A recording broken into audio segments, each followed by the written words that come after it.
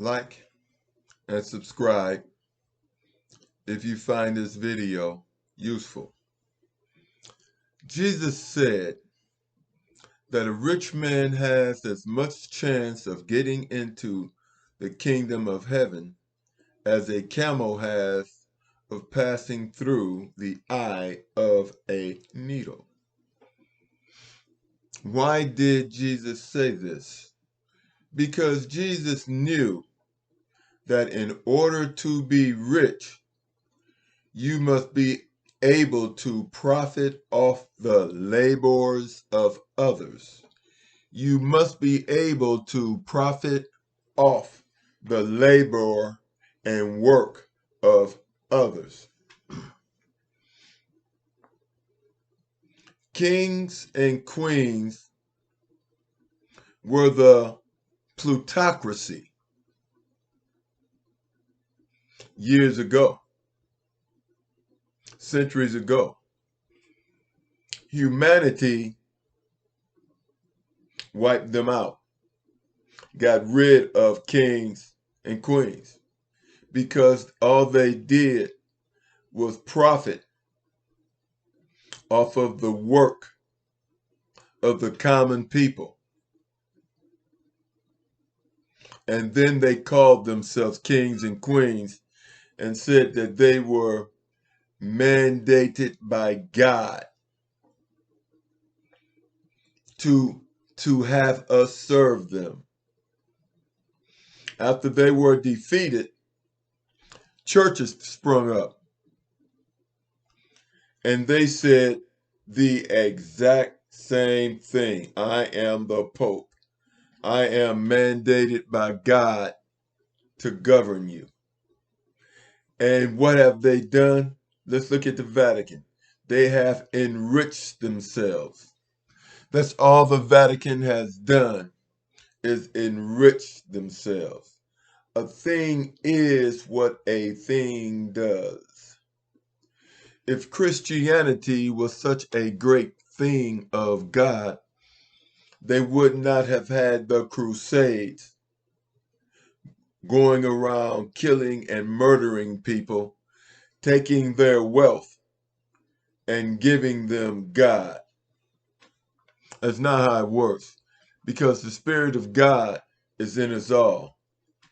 But as we all know, the devil's greatest strength is deception. Let me go on to say something else. You do not become the most powerfulest nation in the world unless you do what? Unless you take power from other nations. And when you take power from other nations, you weaken them. And you weaken them to do what? To become stronger.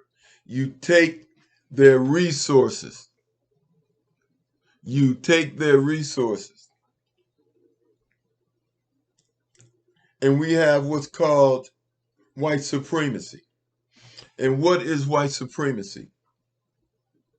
It is taking the resources of indigenous people. It is taking the labor of Hebrew Israelites and benefiting from it and leaving them with nothing. White supremacy is what has happened in South America. We have taken their resources and we have, not we, but the United States, the plutocracy, has enriched itself by taking the resources of South America as well as Africa, any place they can go. India, Africa, India, tried to exploit Asia as well to become what? The most powerful and the richest in the world. It was said at one time that the sun never set on England, which only meant one thing. They were exploited everywhere they went. It was about exploitation. Caucasians called Alexander the Great for what? He was exploiting people. He was giving diseases. He was giving people diseases, wiping out their population, and taking the imported goods back to Greece. Rome did the same thing. You don't become powerful unless you exploit people. You do not become powerful unless you exploit people. You do not become rich unless you exploit people. That's why the United States holds down the minimum wage. Exploitation. The rich want a group of people to exploit. And so what did they do? They keep black people at the bottom of the tier to exploit our labor. Then you have this middle section of white people, which is the buffer, and is used to stop black people from raising up. And this is why they create the division between us, because they totally exploit black people, give Caucasians what they call trickle down. They give them trickle down. And then the plutocracy, what are they worth? Billions. Billions. The buffer zone, which are middle-class whites, $2-3 million. 2 to 3 million. But they do not understand the plutocracy. Billionaires. I don't mean 20 billion. I mean 40, 50. And some families have trillions. Trillions. And that's how the system is works. But you have to understand this. What happens when a people is defeated? When a people is defeated, they want to become a part of the powerful. They do not realize that the powerful is only going to allow them a trickle down. And they will always keep this buffer zone in there. Asians, you are part of the buffer zone. Mexican and Latinos, you are even lower part of the buffer zone to hold down God's chosen people, the most powerful and talented people in the world, Hebrew Israelites. And that's how the game works. Let me explain something else to you. The plutocracy don't care about any of us. And they are raising our kids in schools now to be servants. They are children learn the most from the time they're born to 7 and 8 years old. And if you can condition them at that age, you can condition them for life. You can condition them for life. And this is why they're trying to push homosexuality in grade school. They are trying to push homosexuality, feminism, racism, war, all of these things they are trying to push into the educational system so that by the age of 7 or 8, your children will be indoctrinated into a world of chaos where they will be more able to be used. When they say they want women to be independent, what are they saying? They want them to become a part of the working class. And this destroys the family.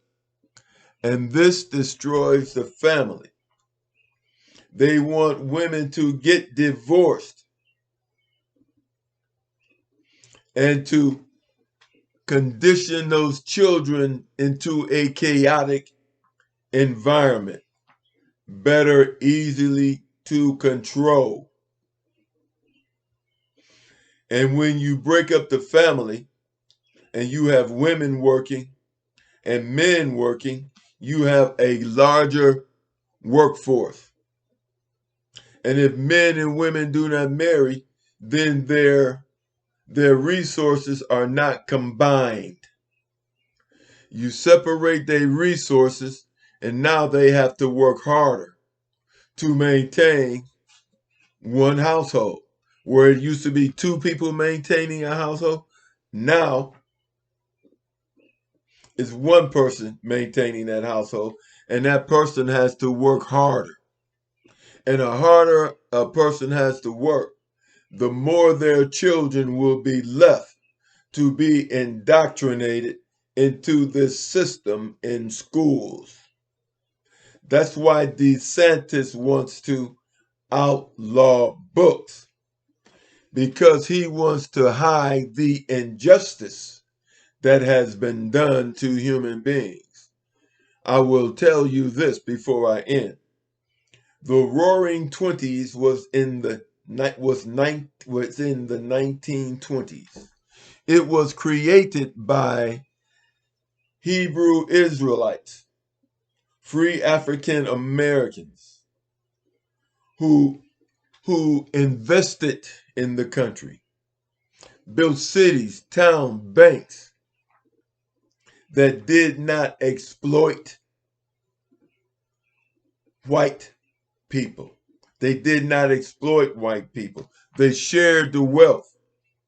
White citizens benefited from those black towns when they did business with them. But as we know, in the 1920s, the plutocracy, which was losing strength, attacked black towns and cities with the military. And once they destroyed the black infrastructure, what happened? We went into a depression. We went into a depression. In 2008, when black people were making gains because of the civil rights movement and voting rights movement, what did they do? They attacked African Americans again with the housing industry by overpricing houses. And when the bubble burst, it caused a what? A recession. It caused a recession, and it damaged the credit and the ability of black people to raise themselves. And then what did they do? They used the police force to go on a murder spree. You see, when the poorest of a country raises itself up, everyone on top of that will raise up also. When you raise the bottom up, everything else raises up as well. But the plutocracy comes down to where the people are. You see, there is a ceiling. And when one group of people raise themselves up, the top group is going to hit that ceiling, and they're going to come down and become a part of the people. And this is something that the plutocracy is not going to allow.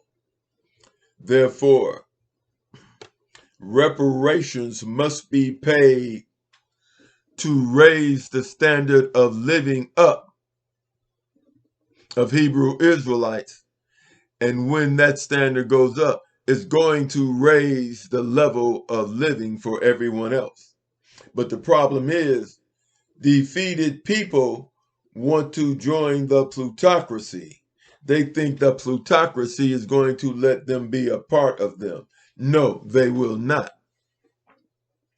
But this is why people like Hebrew Israelites, hear me. This is why Mexicans and Asians, they want to be white so that they are not bullied. They want to be a friend of the bully so they do not become bullied themselves. And so to appease the bullies, they attack the people who the bullies keep down. But unfortunately, the bullies cannot keep God's chosen people down. They can't do it. Totally impossible. With that, like and subscribe and have a nice day.